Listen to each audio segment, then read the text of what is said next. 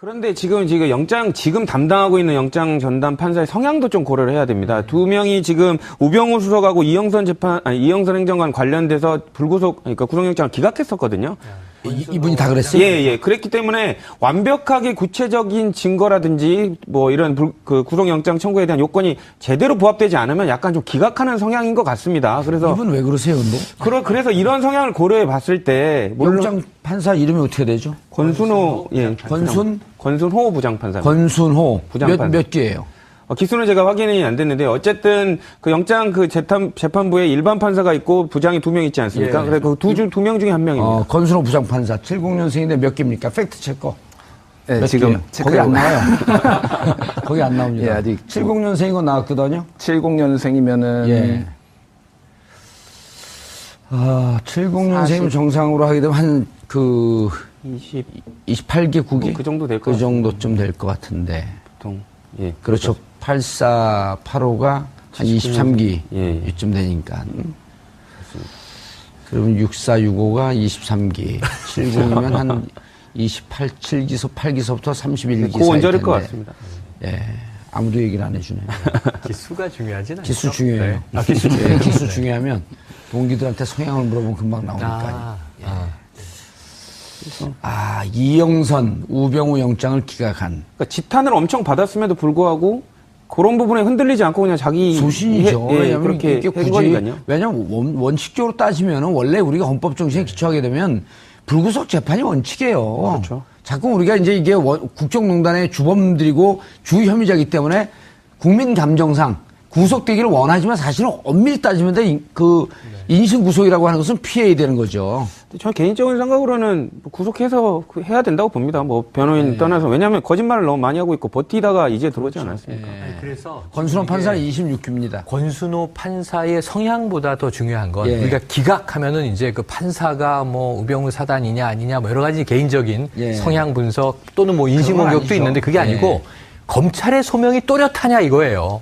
그렇죠. 검찰의 이 구속영장 실질심사를 2번째 집어넣는데 이 범죄 수익 은닉에 대해서 혐의가 명확하면 이거는 뭐 부장 판사가 누구라도 기각을 할 수가 없겠죠. 그래서 이제 오늘 자정 전후에 저는 결론이 나올 것 같은데 뭐 내일 새벽까지 갈 것 같지 않습니다. 얼만큼 1항, 2항 혐의는 있었던 거잖아요. 그러니까 이제 이대 학사 비리에 대한 업무방해죄, 청담고 여러 가지 출결 문제에 대해서는 뭐 위계상 공무집행 방해죄. 이건 있던 거라 추가될 게 별로 없고 범죄 수익 은닉 혐의 얼만큼 뚜렷하냐. 이게 핵심 관건인 것 같습니다. 범죄 수익 은닉에 대해서 좀 더 자세히 설명을 해 주시죠. 일단 관련돼서 지금까지 이제 정유라 씨가 주장했던 부분은 엄마가 다 했고 그게 삼성 돈인지 몰랐다. 그렇기 때문에 그 돈을 썼더라도 이 관련된 공범이 될 수 없다라는 게 주장이었거든요. 근데 지금 아까 말씀 주신 대로 이상하 씨가 정유라도 알고 있었다. 그렇기 때문에 이게 삼성으로부터 불법적인 자금으로 들어와서 우리를 지원하고 있다는 거를 다 알고 있었기 때문에 관련된 혐의도 동등하게 적용할 수 있다라는 게 지금 검찰 측의 입장입니다.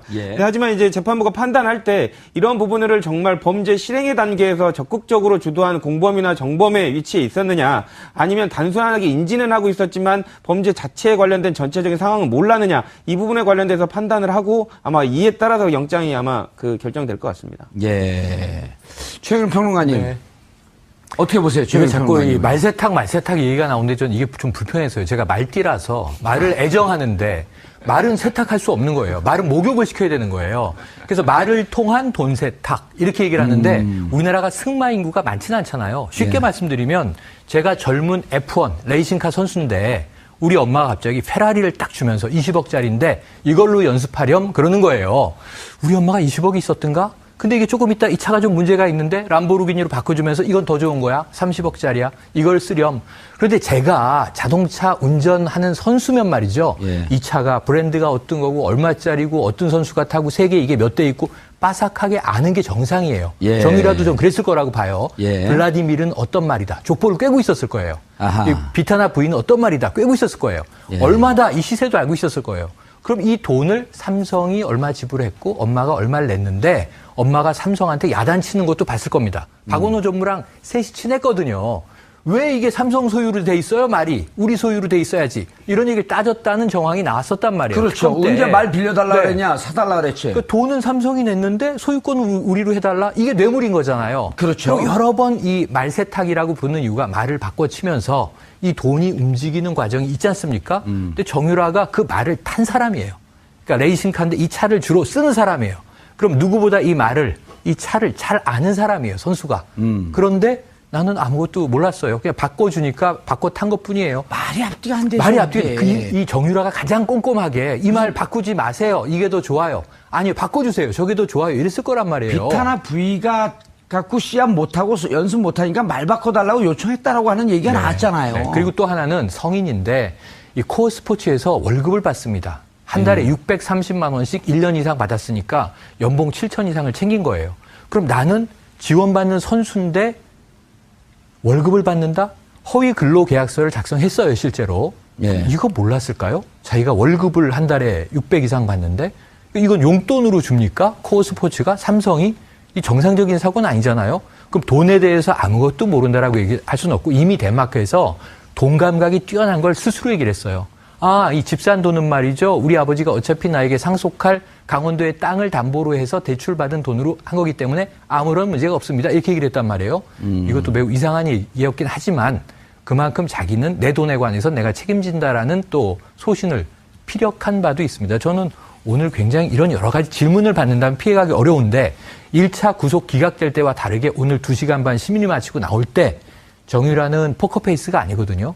표정이 매우 어둡고 칙칙했다. 짜증난 표정이었다. 그래서 뭔가 이 판사의 질문의 어떤 강도나 밀도가 1차 때와는 상당히 달랐던 것을 본능적으로 직감한 게 아닌가. 불길하다. 정유라 입장에서는 이런 생각을 해봅니다.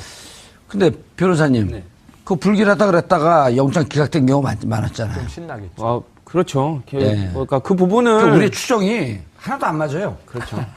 예? 그래서 뭐 예단하는 우리 안 맞는 쪽으로 한번 해볼까요? 영장 절대 기각될 거다 오늘. 안 맞겠죠?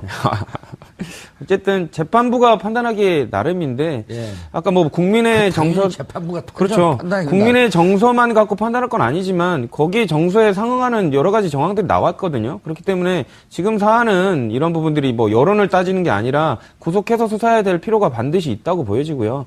그리고 만약에 이렇게까지 시간을 2번이나 투여했음에도 불구하고 또 기각이 된다면 검찰은 정말 반성을 좀 해야 될 것 같습니다. 예, 그런데 검찰이 이쯤 되면 예를 들어 이제 외국화 관리법은 뺐다 그러잖아요. 그런데 이제 범죄 수익 은닉 이건 그 무척 의미가 있는 거 아니에요? 그렇죠. 그거 적용 안 하는 거 아니에요? 그러니까 완전히 아까 말씀 주신 대로 그 범죄 수익에 관련된 부분을 인지하고 사용한 부분이 있어야지. 그러니까 공범이나 정범의 위치가 돼야지 됩니다. 예. 근데 어쨌든 재판 검찰이 봤을 때는 충분히 가능하다라고 얘기를 했고 그 부분도 소명을 한 것으로 보이는데요. 지금 일단 방어하고 있는 그 정유라 씨 측에서는 내가 나이도 어리고 말만 타던 애가 어떻게 이런 부분을 전반적으로 다 알았겠느냐. 그리고 엄마의 성향을 봐라. 엄마는 주도적으로 다 본인이 알아서 하는 스타일이기 때문에 딸이 나는 알 수가 없었다라고 지금 항변을 하고 있는 걸로 알고 그렇게 하고 있어요? 그렇게 하고 있는 걸로 알고 있습니다. 그렇기 때문에 이런 부분을 재판부가 바라봤을 때 누구의 말을 더 일리 있게 보느냐. 분명히 재판부도 의심은 조금 하고 있을 겁니다. 네가 아무리 그래도 정유라 당신이 정말로 몰랐을까라고 생각을 하고 있지만 근데 오늘 이상화 증언이 나왔잖아요. 그렇죠. 그 그러니까 부분은 몰타가 나왔잖아요. 그렇죠. 그 부분에 관련된 부분을 비중을 어떻게 잡느냐에 따라서 결과가 달라질 수도 있을 것 같습니다. 그래서 거짓말이라고 하는 것은 증거인멸. 네, 그렇죠. 그다음에 몰타는 도피의 위험, 그렇죠. 도피의 우려, 그리고 사안의 충대성, 그렇죠. 범죄 수익 은닉. 그러니까 그 범죄 수익의 은닉이 되게 중요한 부분이 정유라가 최순실에 관련된 돈의 흐름이라든지 전체적으로 진행하는 프로젝트를 알고 있었다면 그 최순실이 감춰놓은 혹시라도 감춰놓은 재산에 관련된 규모라든지 이런 부분을 그 추가적으로 알고 있을 가능성이 되게 높거든요. 그러니까 그런 부분들 때문에라도 어쨌든 그 이 부분이 되게 중요한 의미를 가진다고 봐야 될 것 같습니다. 자, 김준호 기자님. 네. 기자들은 어떻게 평가하고 예측하고 있어요? 이번에는 지난번과 다르게 예. 저는 개인적으로 영장이 이제 기각되지는 않을 거로 보고 있고요. 법조 출입 기자들의 분위기는 법조 출입 기자들도 좀 더 그 기각은 되지 않을 것이다라는 전망이 전체적으로 우세합니다. 왜냐하면 어쨌든 검찰이 이번에 새롭게 추가한 거는 범죄 수익 은닉의 혐의인데 그런 것들이 이 정황 아까 뭐 차영현 평론가님이나 다 말씀해 주셨는데 예. 정황 증거들이 굉장히 탄탄하게 뒷받침을 하고 있거든요. 예. 게다가 이제 뭐 정유라 씨는 도피 우려가 없다. 나는 아이가 있는데 왜 도피 우려를 걱정하느냐 그런 식으로 말을 했지만은 어쨌든 뭐 어떤 방식으로든 시도를 했다는 것 자체가 그런 다시 일어날 개연성이 있다라는 판단을 내릴 수가 있기 때문에 그런 것들이 종합적으로 판단될 때는 기각되지는 않을 것으로 그렇게 보이고 있습니다. 자, 이제 이게 그 이상화 그에게 줬던 박근혜 전 대통령의 메모가 이게 스모킹 건이 나왔다. 그렇습니다. 그 얘기들 했잖아요. 네네. 그리고 그렇다고 한다면 8월 17일로 종결되는 이재용 부회장의 구속기간 만료. 그 전에 재판이 어느 정도 윤곽을 드러내지 않을까. 그런데 이제 또 독일에 있는 비덱 스포츠를 좀 청산했다는 거예요. 도대체 이런 거를 이렇게 어쨌든 재단에 들어간 돈을 주머니 있던 쌈짓돈처럼 이렇게 쓰고 있었는데 그걸 또 지금도 마음대로 마음껏 청산했고 국회의원들은 그래서 23명이 최순실 재산 환수법을 발의했는데 현실적으로 이게 위헌의 요소가 있잖아요. 그렇죠. 일반적으로 법률을 만들 때는 일반적인 그 추상적인 법률을 만들어야 됩니다. 그래서 모든 사람들이 그 적용이 대상이 되도록 하는 게 법의 일반성인데요. 이렇게 한 사람을 특정해갖고 특정 사건의 처분적 법률이라고 합니다. 그렇게 만드는 거는 대부분 특별한 사유가 있지 않는 한 위헌의 소유가 있습니다. 왜냐하면 그 사람만 겨냥한 법률을 만드는 것이기 되기 때문에요. 하지만 이제 예를 들면 이렇게 특별한 사안 그리고 범죄에 관련된 환수의 필요성이 있는 경우에는 이제 그 특별법을 만들어서 처분적 법률을 용인을 하고 있는데 저는 개인적인 사안으로 최순실 씨가 국정 관련된 농단의 범위가 너무 넓고 그리고 지금 그 헌법 질서를 교란한 그 책임이 있지 않습니까? 그렇기 때문에 약간 사회정의에 시그널을 준다는 입장에서도 이런 부분은 그렇게 위헌성을 물론 피해가야겠지만 예. 위헌이라고 단정하기는 좀 어려울 것 같습니다. 그러니까 예를 들어서 유사한 법이 유일하게 우리가 전두환 추징법 이렇게 부르는 법이 있지 않습니까? 근데 최순실 일가의 재산을 추징한다 그러니까 이게 민간인 아니야? 국정농단의 비선 실세잖아요. 최순실의 이 돈, 원천 자본은 어디서 온 것인가를 우리가 이야기할 때 확증은 안 됐지만 수많은 이 손가락이 지시하는 게 바로 최태민으로 올라가고요. 그렇죠. 최태민의 돈은 어디냐? 통치자금? 네, 79년 11.6 이후에 청와대에서 흘러나온 CD 등등등. 이게 제가 보기에는요. 예. 결국은 박근혜, 최순실, 최태민 다 엮이지만 예. 박정희 은닉재산 추징법의 다름 아니다. 그럼 전두환 추징법과 형평성이 맞는 거란 말이죠. 왜냐하면은 통치자금을 빙자한 권력형 비자금을 국고로 환수하는 거기 때문에. 아, 그러니까 최순실 그 부정재산 환수법이 아니고 네. 이건 추적을 해서 박정희 은닉 재산 환수법. 네. 뭐 굳이 이 약어로 길게 하면은 박최최박 이 은닉자금 추징법인데 박정희, 최태민, 최순실, 박근혜로 연결되는 두 일가의 일대에 거친 이 비선과 사실은 이 권력자. 사실은 지금 우리가 부여 대통령 이렇게 예. 부르는 상황 아닙니까? 알겠습니다. 자, 정유라에 대한 구속영장을 재청구했습니다. 결과는 오늘 저녁 늦게 나올 예정입니다. 박근혜 최순실 국정농단의 중심 인물 중 아직 구속이 안 된 사람은 정유라와 우병우이고 이재만 안봉구는 수사선상에 오르지도 않고 있습니다. 정권이 바뀌고 검찰 수뇌부도 바뀌었지만 국정농단 혐의자들에 대한 검찰과 법원의 조치는 여전히 국민 감정과는 온도차가 있는 듯합니다. 하지만 지금도 속속 드러나는 국정농단의 실체를 보고 국민들은 도대체 저런 상태로 나라가 지탱해왔던 것이 기적에 가까웠던 것 아니냐 하는 놀라움 뿐입니다. 그 마지막에 가장 커다란 수혜자가 정유라입니다. 보통 사람들이 저 지경이었다면 벌써 구속됐을 것입니다. 게다가 거금을 들여서 제3국 국적 취득을 시도하면서 도피하려고 한 정황까지 나오고 있습니다. 새 정부에서 해야 할 일입니다. 죄 지은 자들은 반드시 처벌받는다는 상식을 관철시키는 일입니다. 이게 바로 정의의 시작입니다. 그런데 지금 지금 담당하고 있는 영장 전담 판사의 성향도 좀 고려를 해야 됩니다. 두 명이 지금 우병우 수석하고 이영선 행정관 관련돼서 그러니까 구속영장을 기각했었거든요. 이분이 다 그랬어요? 예. 그랬기 때문에 완벽하게 구체적인 증거라든지 뭐 이런 그 구속영장 청구에 대한 요건이 제대로 부합되지 않으면 약간 좀 기각하는 성향인 것 같습니다. 그래서 이분 왜 그러세요, 근데? 그래서 이런 성향을 고려해 봤을 때 영장 판사 이름이 어떻게 되죠? 권순호 권순호 부장판사. 권순호 부장판사. 몇 개예요? 기수는 제가 확인이 안 됐는데 어쨌든 그 영장 그 재판부에 일반 판사가 있고 부장이 2명 있지 않습니까? 예. 그래서 그 2명 중에 1명입니다. 건순호 부장판사 70년생인데 몇 개입니까? 팩트 체커. 네, 몇 지금 개? 거기 안 나와요. 거기 안 예, 나옵니다. 아직 70년생인 건 나왔거든요. 70년생이면은 예. 70년생이면 정상으로 하게 되면 한 28개, 9개? 그 정도 될 것 그 같습니다. 정도쯤 될 것 같은데. 보통 예. 그렇죠. 84, 85가 한 23기 예, 예. 이쯤 되니까. 그러면 64, 65가 23기. 70이면 한 28, 7기소, 8기소부터 31기 그 사이 원절일 것 텐데. 같습니다. 예. 아무도 얘기를 안 해주네.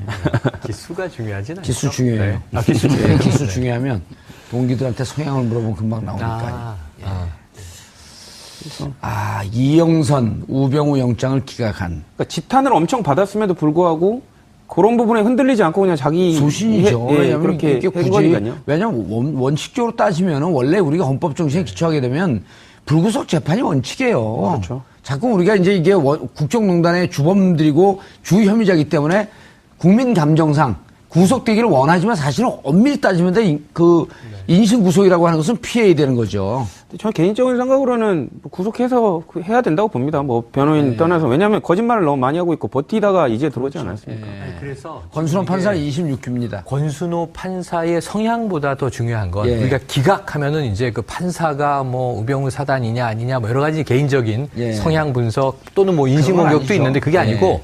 검찰의 소명이 또렷하냐 이거예요. 그 그렇죠. 검찰의 이 구속영장 실질심사를 2번째 집어넣는데 이 범죄 수익 은닉에 대해서 혐의가 명확하면 이거는 뭐 부장 예. 판사가 누구라도 기각을 할 수가 없겠죠. 그래서 이제 오늘 자정 전후에 저는 결론이 나올 것 같은데 뭐 내일 새벽까지 갈 것 같지 않습니다. 예. 얼만큼 1항, 2항 혐의는 있었던 거잖아요. 그러니까 이제 이대 학사 비리에 대한 업무방해죄, 청담고 여러 가지 출결 예. 문제에 대해서는 뭐 위계상 공무집행 방해죄. 이건 있던 거라 추가될 게 별로 없고 범죄 수익 은닉 혐의 예. 얼만큼 뚜렷하냐 이게 핵심 관건인 것 같습니다. 범죄 수익 은닉에 대해서 좀 더 자세히 설명을 해 주시죠. 일단 관련돼서 그 지금까지 이제 정유라 씨가 주장했던 부분은 엄마가 다 했고 그게 삼성 돈인지 몰랐다. 그렇기 때문에 그 돈을 썼더라도 이 관련된 공범이 될 수 없다라는 게 주장이었거든요.